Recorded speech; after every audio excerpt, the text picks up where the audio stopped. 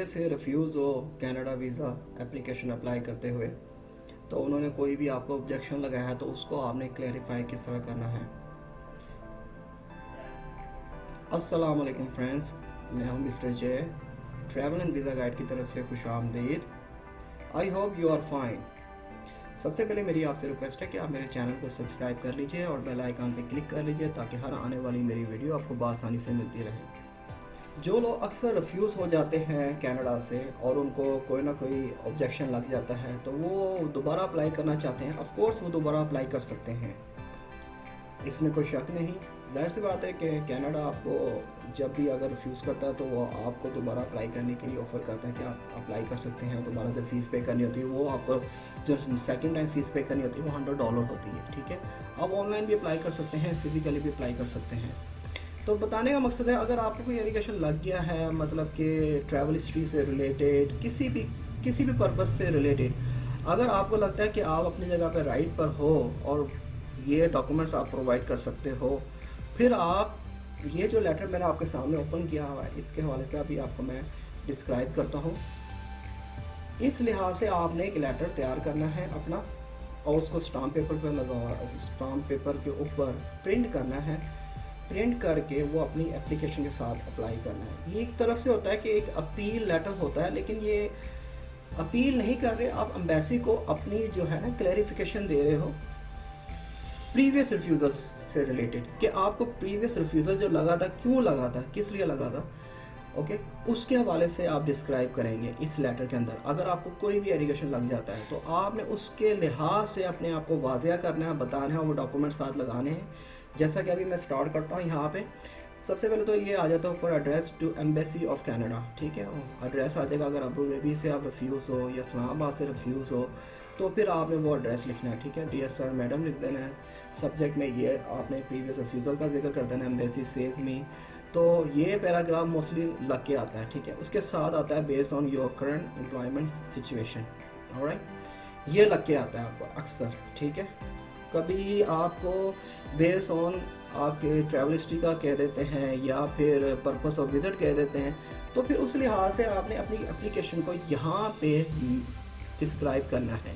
For example, इस person को based on your current employment situation उन्होंने लगाई थी ऑब्जेक्शन एलिगेशन।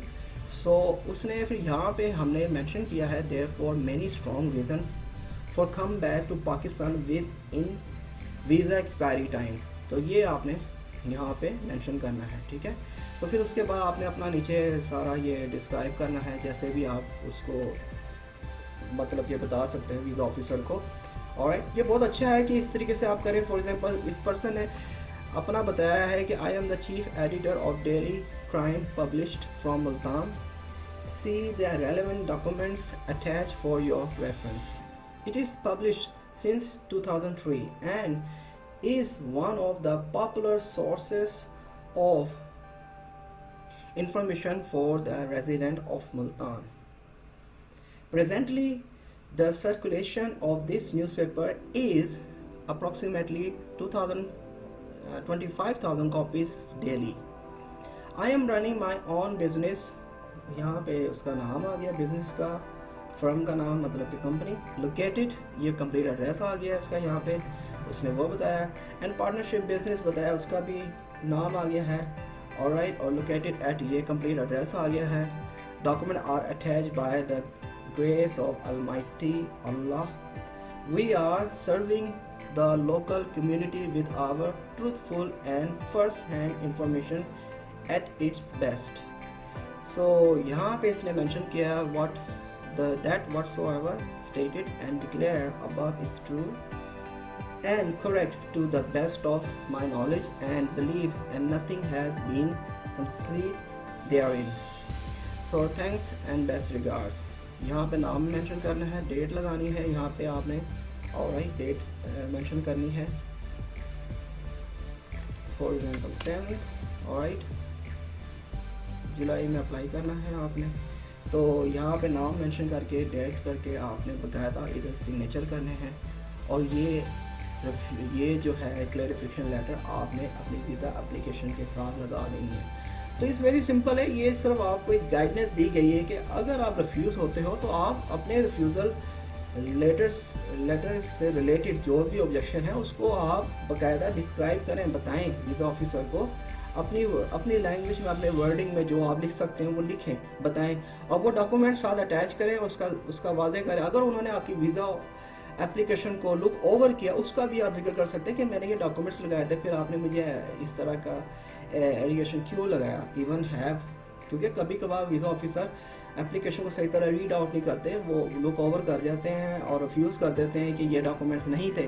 तो आप उसके ऊपर बाकायदा अपनी मतलब कि एक वीज़ा ऑफिसर के साथ आर्ग्यूमेंट कर सकते हैं इस लेटर के ऊपर कि मैंने ये डॉक्यूमेंट्स लगाए थे और आपने लुक ओवर किया है, मेरी एप्लीकेशन को काइंडली दोबारा से रीड आउट करें, मेरे ये सारे तमाम डॉक्यूमेंट्स ऑलरेडी मौजूद हैं और इस फोल्डर में है, वो बाकायदा इस पर लिखें, मेंशन करें, बताएं।